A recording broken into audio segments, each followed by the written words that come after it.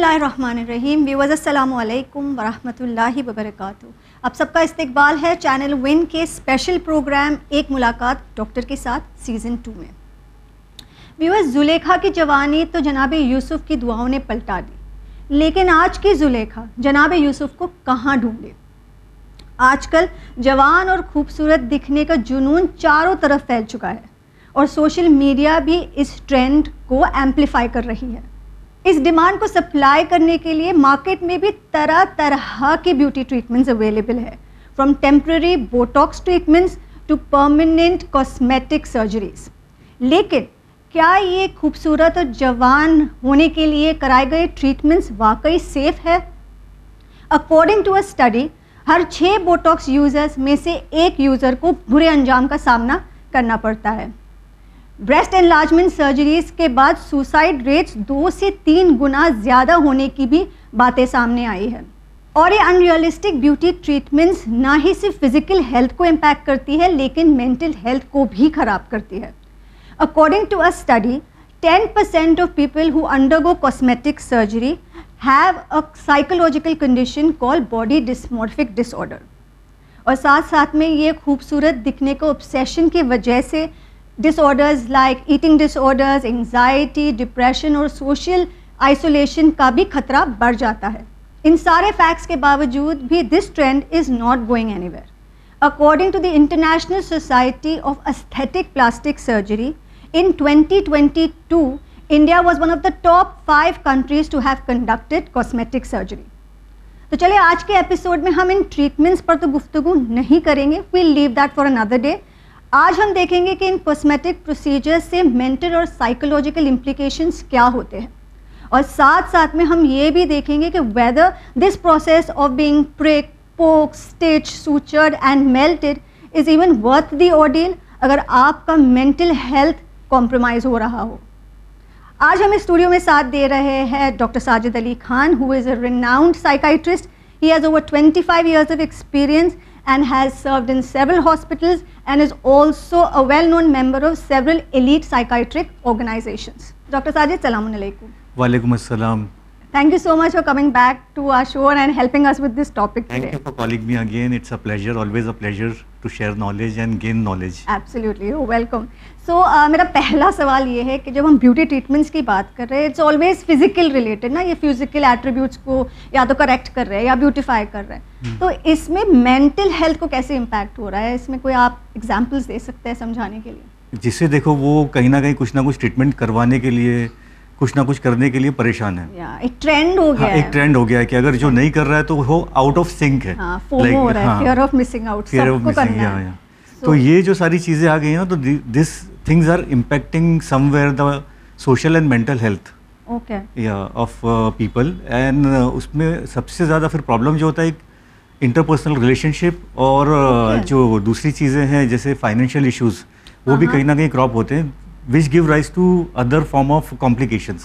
Like a financial अगर strain आ रहा है फैमिली के ऊपर जहाँ इंडिकेटेड नहीं है, बिल्कुल, तो सारी चीज़ें इम्पैक्ट होती है, ये आप समझ सकते हैं। बिल्कुल, मतलब ये है कि खाली ये ब्यूटी ट्रीटमेंट तो करवा रहा है, उसके तो अलग साइड इफेक्ट्स हो गए या जो भी है, but this stress and the financial strain is also causing mental stress and mental problems in the family. सही है।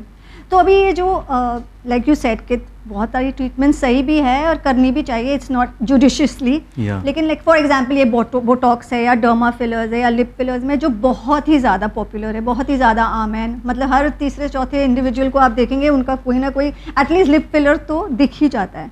So does these treatments actually impact the self esteem of a person? क्या ये एक्चुअली हेल्प करते हैं? क्या do these treatments help in that fashion? जैसा ये काफ़ी कॉम्प्लिकेटेड है, जैसे मार्केटिंग हो गया, अब मार्केटिंग इतना ज़्यादा होता है आजकल, और कहीं ना कहीं लोगों को लगने लगता है कि they are being left out और they are इनएडिक्वेट in some sense, मतलब उनके अंदर कुछ ना कुछ कमी है या खामी, अगर वो ये नहीं कर रहे, मतलब they are missing the bus. लेकिन ये मतलब ऐसे लोग को इम्पैक्ट करता है जिनका सेल्फ एस्टीम लो है, या मतलब जस्ट बिकॉज पीयर प्रेशर है या कुछ, और उस वजह से उनको लगता है अगर मैंने ये नहीं करवाया तो मेरे सेल्फ एस्टीम को it is a multifactorial thing. Like कैसा होता है कि सबसे पहली चीज़ तो ये कि अवेलेबिलिटी बहुत आसान हो गई है, जगह जगह पार्लर्स खुल गए हैं, जगह जगह हर चीज़ अवेलेबल है, हर जगह डॉक्टर करेगा ऐसा ज़रूरी नहीं है, नॉन डॉक्टर्स भी कर रहे हैं, सही है। तो ईजी अवेलेबिलिटी हो गई, अफोर्डेबिलिटी काफ़ी हो गई। पहले ये ट्रीटमेंट काफ़ी स्पेशलाइज जगहों पर होते थे, बिल्कुल, तो अफोर्डेबिलिटी हो गई है, सही, वो एक्सक्लूसिव थी, अब ये काफ़ी आम हो चुकी है, आम हो चुकी है। उसके अलावा जो पीयर प्रेशर कहीं ना कहीं आता है, जैसे अगर यंग स्पेशली एडोलेसेंट्स हैं या यंग एडल्ट्स हैं, किसी ने एक ने करवाया है और थोड़ा सा भी चेंज दिखता है तो लोगों को लगता है कि हमें भी करवाना चाहिए, because it may not be beautiful but it is different, तो ये ना इस वजह से ये नॉवेल्टी के हिसाब से भी लोग और कहीं ना कहीं लोगों को आजकल ऐसा हो गया कि जो सेंस ऑफ इनएडिक्वेसी है सबसे ज़्यादा वो ड्राइव करता है, कि कहीं ना कहीं हम इनएडिक्वेट तो नहीं है, या हम पीछे तो नहीं रह गए, या लो सेल्फ एस्टीम रहती है कई बार। अच्छा, तो उसकी वजह से भी लोग करते हैं। So meaning this could be कि एक प्री एग्जिस्टिंग सेल्फ एस्टीम का इशू है, या inadequate meaning they are not satisfied with themselves, this could be a trigger कि जिस वजह से people are readily taking up these treatments, और इज इट ओनली कि ये मतलब we want to experiment, we want to see, not experiment. See, अगर आप देखें कि आपको उस चीज़ की ज़रूरत है या नहीं है, हमेशा किसी भी प्रोसीजर का रिस्क बेनिफिट जो एनालिसिस है वो होना चाहिए, बिल्कुल कि इसमें रिस्क क्या है, इसके बेनिफिट्स क्या हैं, और वेदर इट इज़ रिक्वायर्ड। अभी कोई एक हाउसवाइफ है जो कहीं बाहर नहीं जाती, घर से बाहर निकलती नहीं है, लेकिन वो अगर हर हफ्ते जाकर करवा रही है, फिलर्स करवा रही है, बोटॉक्स करवा रही है हर 3 महीने पे, तो आई थिंक कहीं ना कहीं कुछ प्रॉब्लम है, and they should actually first refer to profession demand करता है, जैसे अगर मॉडल्स हैं, फिल्म स्टार्स हैं, एक्टर्स हैं, अगर उनके लिए कुछ ये स्पेशलाइज्ड ट्रीटमेंट हैं जो वो लोग करते हैं, बिकॉज उनका it is their profession and they need to look a certain way, लेकिन उनको देखा देखी अगर हम कुछ फॉलो कर रहे हैं जो रिक्वायर्ड नहीं है और जिसकी हमें ज़रूरत भी नहीं है, और जहाँ हमारा खर्चा हो रहा है और हमारी फिजिकल और मेंटल हेल्थ अफेक्ट हो रही है, तो that is I think a red signal. मतलब what I have understood is they don't really help in improving your self esteem, ये सिर्फ एक फॉल्स सेंस ऑफ ये you get this sort of satisfaction कि हाँ हमने भी करवा लिया, that is the not in all cases, कहीं कहीं वो रिक्वायर्ड होता है, कहीं कहीं वो बूस्ट भी करता होगा सेल्फ एस्टीम को, लेकिन कुछ परसेंटेज ऑफ पेशेंट्स ऐसे होते हैं जो कभी सेटिस्फाइड नहीं होते, तो we have to rule out actually कि उनको कुछ प्री एग्जिस्टिंग साइकोलॉजिकल इश्यूज थे कि नहीं थे। सो इट्स वेरी इंपॉर्टेंट कि कोई भी अगर कोई इन्वेजिव प्रोसीजर करने जा रहे हैं, बड़ा प्रोसीजर करने जा रहे हैं, तो it is always better to take opinion. Right, of course, मतलब सर्जरी आ गई तो इट इज़ वेरी, मतलब नॉर्मल अदर ट्रीटमेंट्स के लिए भी जब surgery is consider the last resort, तो इट्स वेरी इंपॉर्टेंट कि अगर ऐसी कोई कॉस्मेटिक सर्जरी है जो हमें it's not even life saving, तो इसको करवाने तो obviously we need to make sure कि हम बराबर से उसका जांच पड़ताल कर रहे हैं, and then we take a step ahead. और जैसे साथ रहने वाले जो लोग हैं वो अगर एनालाइज करें कि एक्सेसिव तो नहीं हो रहा है और इनएप्रोप्रिएट तो नहीं है, हर हफ्ते जा रहे हो, हर 15 दिन में जा रहे हो, और आपका प्रोफेशन कुछ भी नहीं है, आप घर में हो, आप या एक स्टूडेंट हो जिसे ज़रूरत नहीं है, आपका काम उस वक्त पढ़ना है, थोड़ा बहुत ठीक दिखना ठीक है, वो अच्छा लगता है कि अच्छी ग्रूमिंग होनी चाहिए, इंसान थोड़ा अच्छा दिखे, साफ सुथरा दिखे, that is a required thing. So अभी जब हम ये बॉडी डिस्मॉर्फिक डिसऑर्डर भी I mentioned in the intro as well, तो ये क्या होता है and how does this impact, and is it कि ऐसे लोग को ही ये प्रॉब्लम्स आती है, जैसे आप जो ऑब्सेसिवनेस हो जाता है, that they never satisfied, is it because they have this clinical condition, और what is this, first of all what is this disease all about? It may not be a clinically symptom or a cluster of symptom which qualifies for body dysmorphophobia or body dysmorphic condition, but it may be just anxiety or sense of that they are not complete. It may be just mild anxiety or a mild depression which may be triggering it. तो body dysmorphic condition जो होती है ना, body dysmorphic disorder जो होता है, ये एक ऐसी condition है जिसके अंदर जो इंसान है उसको हमेशा से बार बार दिन रात वो एक ही चीज़ से प्रीऑक्यूपाइड रहता है कि उसके अंदर कुछ कमी है। या तो कोई एक बॉडी के पार्ट को लेकर परेशान रहेगा कि मेरी नाक टेढ़ी है या मेरी आंखें कुछ गड़बड़ हैं। अभी मैं आपको एक एग्जांपल दूं कि मेरा एक पेशेंट है जो कि जिम का इंस्ट्रक्टर है, वेरी वेल बिल्ट, लेकिन उसके दिमाग में ये चीज़ फिक्स हो चुकी है कि उसकी जो आंखें हैं वो हमेशा उसको मुतवातर उसकी नाक को देखती रहती हैं। उसने आँखों का टेस्ट करवा लिया, उसके ऑर्बिट्स का एमआरआई हो चुका है, उसके ब्रेन का एमआरआई हो चुका है, सब कुछ हो चुका है। But he is not satisfied with the results. Yeah, but he is not satisfied. I cannot reveal the identity, but ठीक है, ऐसा है। अब उसके दिमाग में ये बैठा हुआ है कि उसकी आंखें देखती रहती हैं, तो ऐसे कई बार होता है कि लोगों को लगता है कि उनकी नाक टेढ़ी है, उनका चेहरा ठीक नहीं है, उनकी सिमेट्री बराबर नहीं है। बिल्कुल, हाँ। तो उनका क्या होता है कि वो ऐसे पेशेंट बार बार जाके अपने आप को चेक भी करते रहते हैं, उनको कंपल्शन भी आ जाता है कुछ ना कुछ। तो कई बार कंपल्शन आता है, कई बार नहीं आता है, लेकिन उनका जो एक प्री ऑक्यूपेशन रहता है वो अपनी बॉडी को लेकर रहता है कि वो दिन भर उसी में उलझे रहते हैं और उसकी वजह से OCD, ये ऑब्सेसिव कंपल्सिव डिसऑर्डर तो नहीं बोला जाएगा। नहीं, ये अलग एंटिटी होती है। और फिर इसमें ऐसा होता है कि वो बार बार उस चीज़ को लेकर मल्टीपल ट्रीटमेंट सीख कर सकते हैं। अच्छा, हाँ, डॉक्टर शॉपिंग कर सकते हैं। ओके, हाँ। और कैन इट बी कि ये कॉस्मेटिक सर्जरी करवा लिया फिर वो लोग सेटिस्फाइड हो जाते हैं या उससे भी सेटिस्फाइड? नहीं होते। Oh my God, so this is like a never ending circle. never ending because उनका जो रहता है दे आर नेवर सेटिस्फाइड। उनको लगता है कि सर्जरी नहीं हुई है। आई हैव अ मॉडल जिसकी सर्जरी हो चुकी, काफ़ी अच्छी नाक की सर्जरी हो चुकी है और one of the best known cosmetic surgeon से हो चुकी है। Okay, she has appeared in so many things, like उसके बाद में भी कई एड्स में आ गई, सब में आ गई, लेकिन उसको अभी भी लगता है कि उसकी नाक खराब है। And she is planning to go abroad to recheck on her surgery and get it done, redone the surgery. Oh my God. So is there any limit कि ये सर्जरीज कितनी हो सकती है कि this is like because it's a cosmetic procedure? See, that is for a cosmetic surgeon to answer. Okay. है कि नहीं है, वो लोग इवेल्युएट करेंगे, बताएंगे। लेकिन ऐसे देखने पर जो लग रहा है कंडीशन वो बॉडी डिस्मॉर्फिक ही लग रहा है। ओके, तो इसमें कोई इलाज है या ये कंटिन्यू मतलब जिंदगी भर का है ये? अनफॉर्चुनेटली ऐसे लोग जो होते हैं ना उनको इंसाइट नहीं होती है, बहुत कम होती है। तो वो डिनाइल में ज़्यादा जीते हैं। तो वो जाकर जो उनका परसेप्शन है सेल्फ का कि हमारे अंदर ये खामी है और ये हमारे बॉडी पार्ट में ये खामी है, उस खामी को दूर करने के लिए वो लोग डॉक्टर के पास जाते हैं, दूसरे डॉक्टरों के पास। लेकिन अगर जहाँ उनको ये बताया जाता है कि ये आपका फिजिकल नहीं, ये मेंटल कंपोनेंट है जो आपके साथ प्ले कर रहा है, तो they are not satisfied and they don't seek treatment most of the time. या घर वाले उनको लेकर आते हैं कभी कभी कन्विंस करके या जैसे भी लेकर आते हैं, तो फिर उनका ट्रीटमेंट शुरू करना पड़ता है and they don't stay in treatment most of the time. उनको लगता है कि नहीं ये तो हाँ। ओके, तो ऐसे लोग को इट्स वेरी डिफिकल्ट कि हम उनको मतलब मेंटल मतलब एक तो साइकोलॉजिस्ट के पास या साइकाइट्रिस्ट के पास जाएंगे नहीं क्योंकि वो लोग डिनाइल में है। And if you start the treatment also they are not receptive. हाँ, some people they respond very well to the treatment, but इनका जो level of dissatisfaction with everything रहता है तो वो उनको कहीं ना कहीं प्ले करता है और वो फिर ड्रॉप आउट होते हैं, फिर आते हैं, मल्टीपल कंसल्टेशंस होते हैं, ड्रॉप आउट्स होते हैं। बट ट्रीटमेंट है ऐसे कंडीशन के लिए? हाँ, we can help them with psychotherapy, group therapies और medication wherever required. So there is a possibility for them to come back. मतलब ये लोग there are support group also दुनिया में support group भी हैं जो ऐसे पेशेंट को सपोर्ट करते हैं एक दूसरे को। Yeah, because they need hand holding ना, नहीं तो they are going to drop out from that. And they are very, I suppose they are very critical, मतलब अगर very sensitive to people's yes you know comments. They always they don't feel कि they are being scrutinized. They may feel it sometime, but they are in self doubt all the time. वो self critical में हाँ, उसमें ही रहते हैं कि self doubt रहता है कि हाँ हमारा ये ऐसा है, and they are convinced sometime. They are convinced. Almost to the level of delusion जैसा रहता है। Not just obsession, वो always to the level of delusion वगैरह रहता है। So this is actually a very grave disorder. तो जब मेरा ये question coming from what you've just told me कि जब प्लास्टिक सर्जन या जब भी ये कोई ट्रीटमेंट के लिए जाते हैं, so do plastic, is there any protocol कि जब आप कोई ट्रीटमेंट करवाए specially from a cosmetic angle, so these people वो लोग क्या उनकी मेंटल हेल्थ को चेक करते हैं? Do they check the psychology of the patient? ऐसा कोई प्रोटोकॉल है? हर सर्जरी के लिए नहीं है, लेकिन कभी अगर बहुत मेजर सर्जरी है तो फॉरेन वगैरह में तो सब होता है या अब्रॉड, बट अपने यहाँ इंडिया में इतना अभी उसका चलन नहीं है।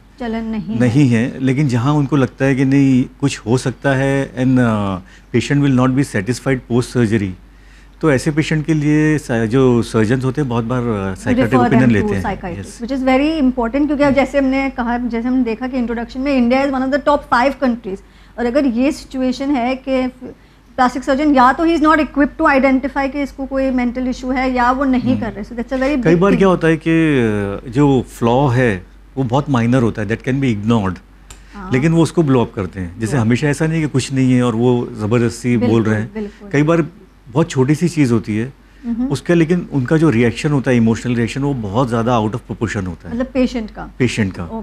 तो वो लोग कभी सेटिस्फाई नहीं होते। तो जो अलर्ट सर्जन्स हैं उनकी समझ में आ जाता है कि ये प्रॉब्लम तो इतना बड़ा नहीं है जितना ये ब्लो करके बता रहे हैं, तो कई बार ऐसे पेशेंट के लिए भी साइकेट्रिक ओपिनियन लेते हैं सर्जन, लेते हैं वो लोग, which is a good thing, तो otherwise it is going to ruin the patient's life, और वो तो ऐसे भी सेटिस्फाइड नहीं रहने वाला है। तो जैसे हमने we heard that you know ये बॉडी डिससैटिस्फैक्शन जो है, जैसे आपने कहा कि they are never satisfied, so this leads to anxiety और डिप्रेशन एज वेल। इसकी क्या कनेक्शन है, meaning why are they depressed and why does anxiety come into play?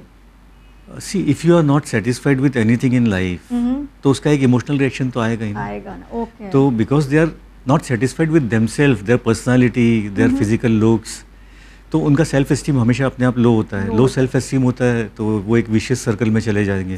Chain reaction. हाँ, it's like a chain reaction.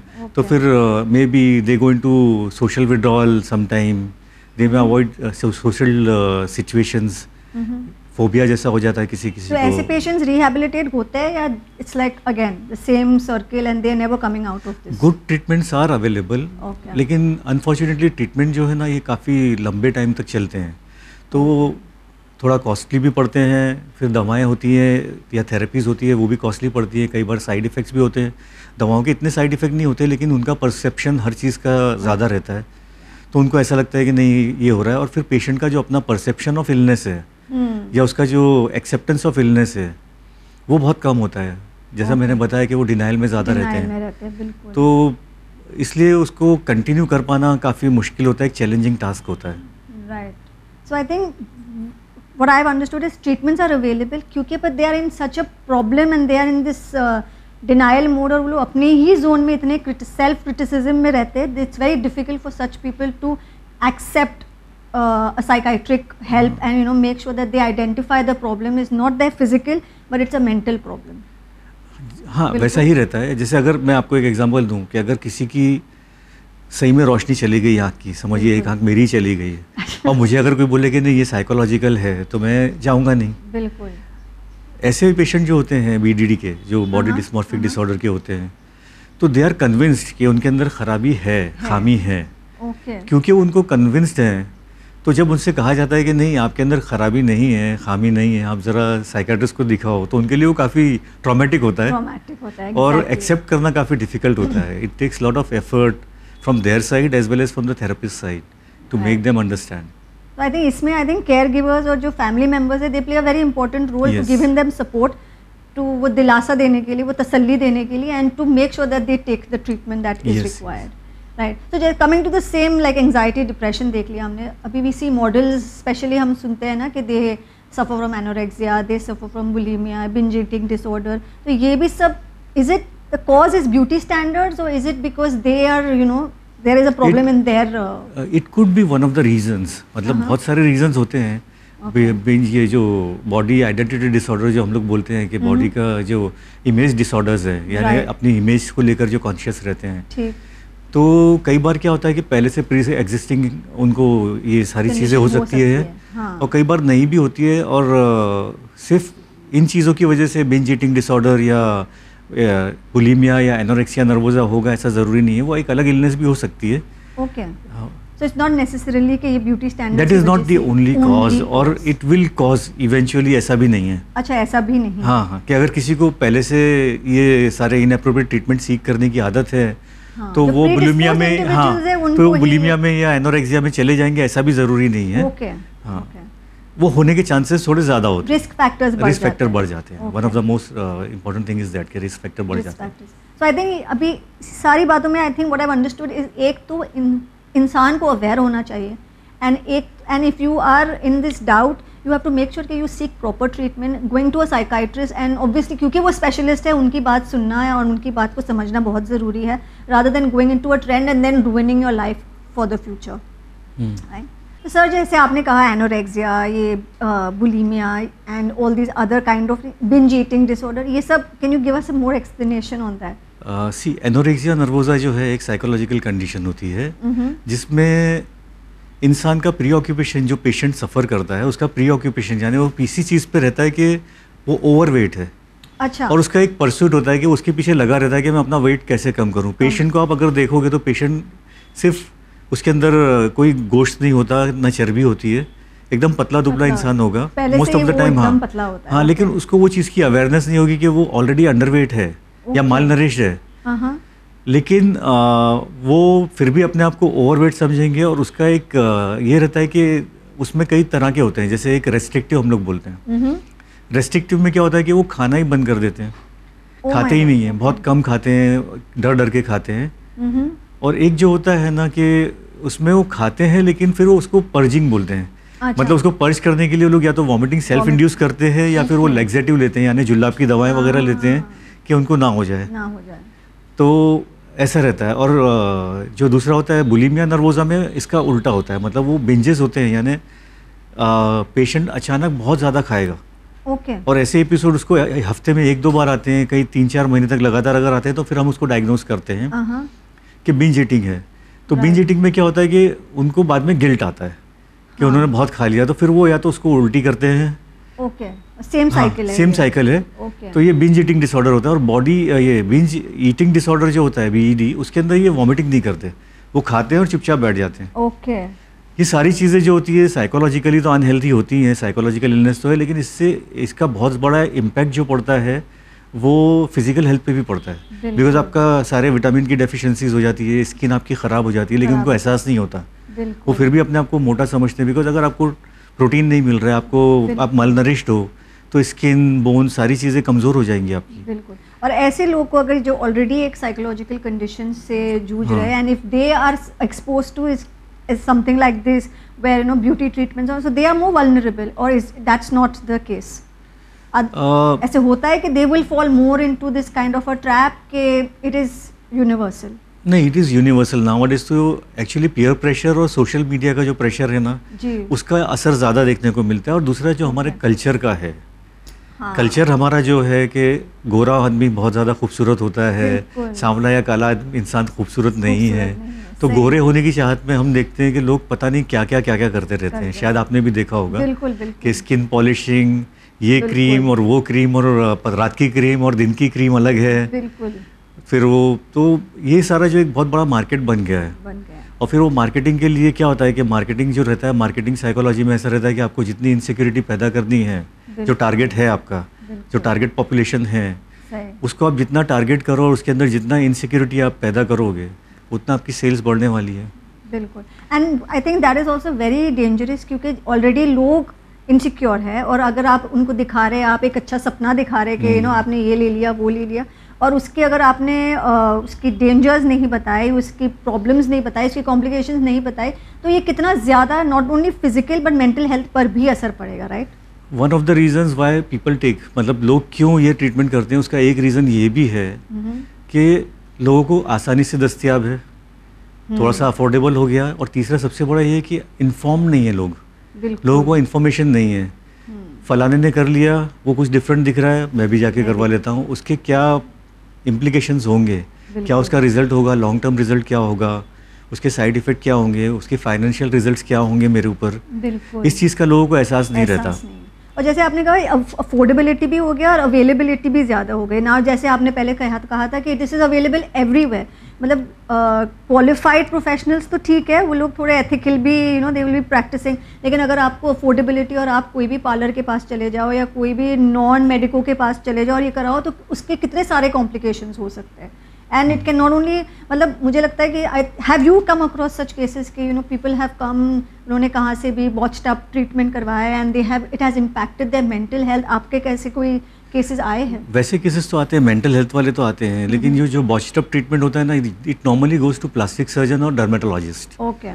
तो वैसा काफ़ी common है, because आप अगर अपने अतराफ भी देखो तो काफ़ी कुछ है जो लोग है ना जगह जगह ट्रीटमेंट लेकर बैठे हैं कि हम लेज़र ट्रीटमेंट करते हैं, हम ये करते हैं, हम वो करते हैं। ये सारी चीज़ें जो ये काफ़ी एक्सपर्ट ट्रीटमेंट है, इसके लिए एक्सपर्टीज़ लगती है, ट्रेनिंग लगती है। अब कोई भी होता है 3 महीने की ट्रेनिंग, 4 महीने की ट्रेनिंग के बाद में एक सर्टिफिकेट कहीं से ले आता है और बोलता है कि हम उस चीज़ के एक्सपर्ट हैं। मतलब I shouldn't be judging them because I am not qualified to जज देम और to see whether they are and to comment कि वेदर वो ट्रीटमेंट वो सर्टिफिकेशन ऑथेंटिक है या नहीं। हाँ, वो तो that is for the surgeons and the dermatologist to opine, give their opinion, but as a doctor I can say कि हर जगह हर चीज़ ठीक नहीं लग रही है। और एक पब्लिक सर्विस अनाउंसमेंट के हिसाब से कि अगर आप ऐसी कोई जगह पे जा रहे हो जो क्वालिफाइड नहीं है, बिकॉज लाइक जो ट्रीटमेंट्स लेते, जो डिग्रीज हासिल करते हैं, जो अगर डर्मेटोलॉजिस्ट भी होते हैं, कॉस्मेटोलॉजिस्ट भी होते हैं, they go through a lot of studies and उसके बाद वो एक ओपिनियन दे सकते हैं. दिस काइंड ऑफ केसेस वे मतलब 3-4 महीने का अगर आपने कोई कोर्स कर लिया या कोई डिवाइस लेकर आए, यू डोंट नो कि वो रिएक्शन इंसान पे किस तरह से होगा, specially the ones who are not trained. Expertise सबसे ज़्यादा काम कहाँ आती है? जहाँ कुछ कॉम्प्लिकेशन होता है. हाँ. जब तक कॉम्प्लिकेशन नहीं होता है तब तक आपको वो कॉम्प्लिकेशन को हैंडल करना आना चाहिए एज एन एक्सपर्ट. तो जो ट्रेनिंग होती है वो ये होती है साथ में कि आपको करना तो आना चाहिए, लेकिन आपको उसका जो कॉम्प्लिकेशन होता है जब भी, तो उसमें आप पेशेंट को हेल्प कर सको, उसको उस चीज़ से बाहर निकाल सको. ये सबसे इम्पोर्टेंट एस्पेक्ट होता है जो ये 3 महीने के सर्टिफिकेशन में शायद नहीं होता होगा. हो सकता है. तो आई थिंक ये डॉक्टर ने एक बहुत ही इंपॉर्टेंट बात कही है कि एक तो आप अगर करवा रहे हो तो it has to be that you have to be aware, क्योंकि ऐसे जगहों पे वी आर नॉट सेइंग कि ये जगह गलत है या सही है. जो हम कह रहे हैं कि अगर ये प्रोफेशनल एक्सपर्ट नहीं है तो शायद ऐसा हो सकता है कि आपको ज़्यादा इससे नुकसान उठाना पड़े बनिस्बत उसके फ़ायदे. So that is why it is very important कि आप पहले तो उसकी जांच करें to see that whether this treatment is being done by a thorough professional, और उसके बाद भी प्रोज एंड कॉन्स को देख कर ही आप कोई ट्रीटमेंट को इस्तेमाल करें. करेक्ट जी. ओके. सो डॉक्टर, ऑब्वियसली हमने कब से we are talking about the negative aspects of surgery, cosmetic surgery, लेकिन वी नो कि कोई केसेस में सर्जरी करना ज़रूरी है, लेकिन जिसको क्लेफ्ट लिप होता है जो बहुत ही, या तो कोई बर्थ डिफेक्ट होता है, उनको सर्जरी कराना ज़रूरी होता है.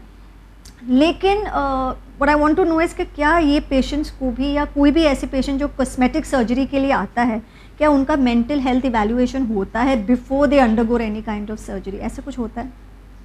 जैसा मैंने पहले भी कहा कि हर पेशेंट के साथ में नहीं होता है. जैसे अगर बच्चा है, क्लेफ्ट लिप है, क्लेफ्ट पैलेट है, तो वो बचपन में सर्जरीज होती है. अच्छा. या बच्चा जब बढ़ रहा होता है, टीनेज में होती है, तो उस वक्त इतना ज़्यादा नहीं होता, क्योंकि बच्चा उसको लेकर काफ़ी नेगेटिव ऑलरेडी इम्पैक्ट होता है उसके मेंटल हेल्थ पर.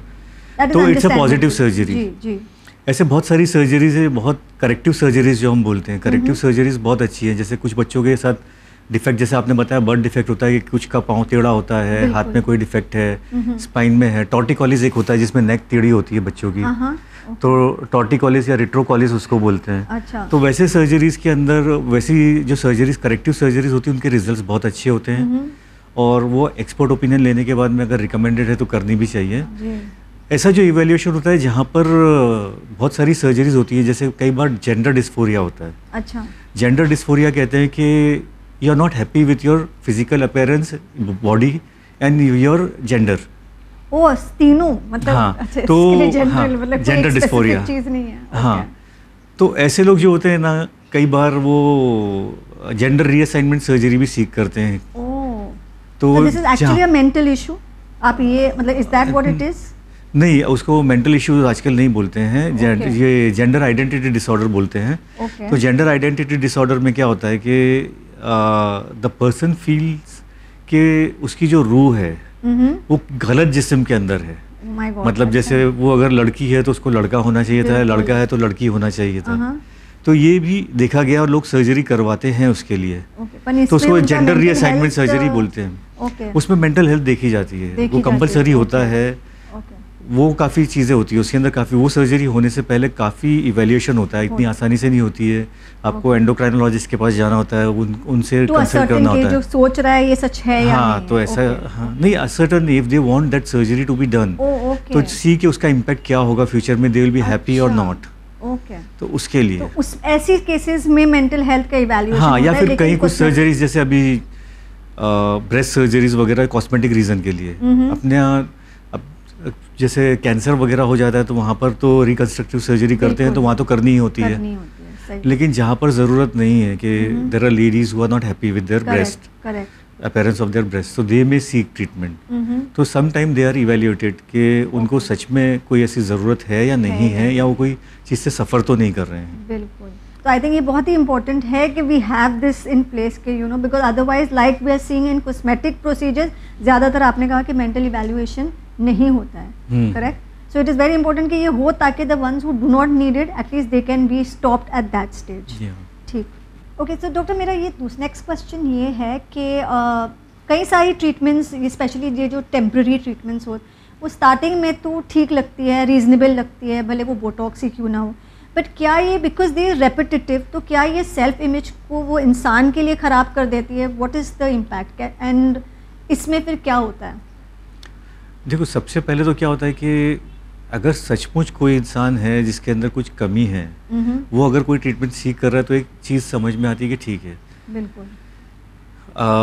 आपको सबसे पहले तो ये अप्रिशिएट करना है हर इंसान को कि उसको जो खुदा ने बॉडी दी है, आप उसका शुक्र अदा करो कि बॉडी अगर आपकी कंप्लीट है। बिल्कुल। तो आपका सेल्फ एस्टीम अच्छा करने के लिए आप काम करो। जैसे आप मैं थोड़ा सा डिटेल में जा रहा हूँ इसमें। जी बिल्कुल। ठीक है, तो आपको अपना सेल्फ एस्टीम अच्छा करना है, आपको अपनी मेंटल हेल्थ अच्छी करने के लिए आपको ऐसे लोगों के साथ रहना है जो पॉजिटिव हों, जो दूसरे की बॉडी का शेमिंग ना करते हैं और ख़ुद की बॉडी के बारे में भी उनका ख्याल अच्छे हों। अगर आप नेगेटिव लोगों के साथ हैं कि जो खुद ही परेशान हैं, अच्छे खासे हैं, लेकिन वो बोलते हैं कि नहीं नहीं मेरा देखो यहाँ पर कुछ हो गया, मेरी नाक ऐसी है, और फिर आपको भी डाउट में डाल दें, तो you should be surrounded by people who are happy and positive about their body and other people body appearance. उसके बाद में आप अपनी बॉडी की कदर करो, अपनी बॉडी को टाइम दो, आप अच्छी एक्सरसाइज करो, आप अच्छे कपड़े पहनो अगर पहन सकते हो तो, हाँ। आप अपने आप को साफ सुथरा रखो, आप वैसे भी अच्छे दिखोगे। हाँ, ये जो सोसाइटी का इम्पोज किया हुआ एक स्टैंडर्ड कहीं ना कहीं आ जाता है कि सोसाइटी भी कुछ चीज़ें, सर्टन डिमांड्स हैं सोसाइटी के कि इंसान ऐसा दिखना चाहिए, ये उम्र की लड़की ऐसी दिखनी चाहिए, सर्टन कल्चर में है। तो वो जो होता है जिसकी वजह से वो लोगों के ऊपर एक नेगेटिव असर पड़ता है कि बहुत पतला दुबला नहीं चाहिए, बहुत मोटा नहीं चाहिए, गोरा चाहिए, लड़की भी वैसी होनी चाहिए, लड़का भी हाइट एक पर्टिकुलर चाहिए। तो ये जो कहीं ना कहीं सोसाइटल प्रेशर है वो भी अपना एक हैवी टोल लेता है। तो कहीं ना कहीं हमें उसको भी एक उससे बाहर निकलकर अपने आप को पॉजिटिव वे में ढालने की कोशिश करनी चाहिए। आप अपने आप को वक्त दो, आप एक्सरसाइज करो, आप अच्छे से सो। सबसे इम्पोर्टेंट ये होता है कि आप अच्छे से सोएं, क्योंकि काफ़ी कुछ स्किन की कंडीशंस जो होती हैं और बॉडी की कंडीशंस होती है, वो आपकी जो डायरनल साइकिल हम लोग बोलते हैं, जो बॉडी की साइकिल एक है कुदरती, जिससे आपकी मेंटल हेल्थ, आपकी फ़िज़िकल हेल्थ अच्छी रहती है। तो वो चीज़ें आपको फॉलो करनी चाहिए कि आप टाइम पर सोएं, अच्छा खाएं, अच्छे लोगों के साथ रहें, तो उससे काफ़ी चीज़ें पॉजिटिव आ सकती हैं। तो आपको पॉजिटिव लोग वैसे करना है। और सबसे इम्पॉर्टेंट चीज़ है कि आपको ये ज़िंदगी मिली है, आपको एक अच्छा जिस्म मिला है, आपको उसकी कदर करनी है। आप उसकी नाकदरी करके अपने आप के अंदर कमियां ढूंढना बंद करें और अपने फिजूल वक्त और अपने हेल्थ के साथ खिलवाड़ करना और अपने पैसे के साथ खिलवाड़ करना और साथ में अपनी फैमिली के साथ भी खिलवाड़ करना, क्योंकि आप जब कहीं ना कहीं सेटिस्फाई नहीं होते हो या जब फाइनेंशियल बर्डन आता है तो पूरी फैमिली पर आता है, तो आप पूरी फैमिली के साथ में खिलवाड़ कर रहे हो। तो आप अगर कहीं भी ऐसा लगता है कि आपके अंदर कुछ कमी है जो सिर्फ आपको नज़र आ रही है और किसी को नहीं आ रही है, तो मेरा मशवरा यह है कि आप थोड़ा एक प्रोफेशनल हेल्प ले लो कोई भी मेजर ट्रीटमेंट करने से पहले। अगर आपको माइल्ड एंजाइटी है, कुछ भी है, छोटा मोटा किसी को फेस करना, कहीं शादी में जा रहे हैं उस वक्त थोड़ा में ठीक लग रहे हैं, नहीं लग रहे हैं, वहाँ तक समझ में आता है, लेकिन एवरीडे लाइफ के लिए अगर आप कोई चीज़ बहुत एक्सट्रीम पर जाकर कर रहे हो तो I think that is not normal. वो तो नहीं है। आई थिंक डॉक्टर ने बहुत ही अच्छी टिप्स और स्ट्रैटेजीज दी है कि हम we can not have this elusive beauty, we are blessed with whatever we have been and everyone is unique. And complexion जो हमारा खास तौर से हमारा, सॉरी टू डिस्टर्ब यू, लेकिन ये है कि जो हमारा कॉम्प्लेक्शन है, हम लोग इंडियन हैं, हम यूरोपियन नहीं हैं, हम लाइक ईस्ट जापानीज या कोरियन नहीं हैं कि हम येलो रेस वाले हों, वी आर ब्राउन रेस। तो हमारा कहीं ना कहीं वो रिफ्लेक्ट होगा। और we are good looking people, हमें ऐसा मानना चाहिए, बिकॉज हमारे अंदर वैरायटी है। सही। तो I think that is important कि हमें हमारे सेल्फ एस्टीम को हमेशा ऊपर रखना है rather than comparing। हाँ, अपने आप को कंपेयर ना करें, ये आपने बहुत इंपॉर्टेंट पॉइंट बोला कि हम हमेशा अपने आप को कंपेयर ना करें। बिल्कुल। और हम क्या कर सकते हैं हमारे जिस्म से वो अप्रिशिएट करना चाहिए। अगर आप एक्सरसाइज कर सकते हो, आप चल सकते हो, बहुत सारे लोग हैं जो नहीं कर सकते, तो आप अपने आप को अप्रिशिएट करो कि आपका जिस्म आपके लिए क्या क्या कर सकता है। आप देख सकते हो, आप सुन सकते हो, आप बोल सकते हो जी, आप एक्सरसाइज कर सकते हो, आप दौड़ सकते हो, आप स्विमिंग कर सकते हो, राइट। और दूसरी से एक इम्पॉर्टेंट चीज़ ये है कि हम ऐसे लोगों को खुश करना चाहते हैं जो कभी खुश नहीं होंगे। आपको लाइक्स ऐसे लोगों से लेना है जो आपको लाइक ही नहीं कर रहे हैं।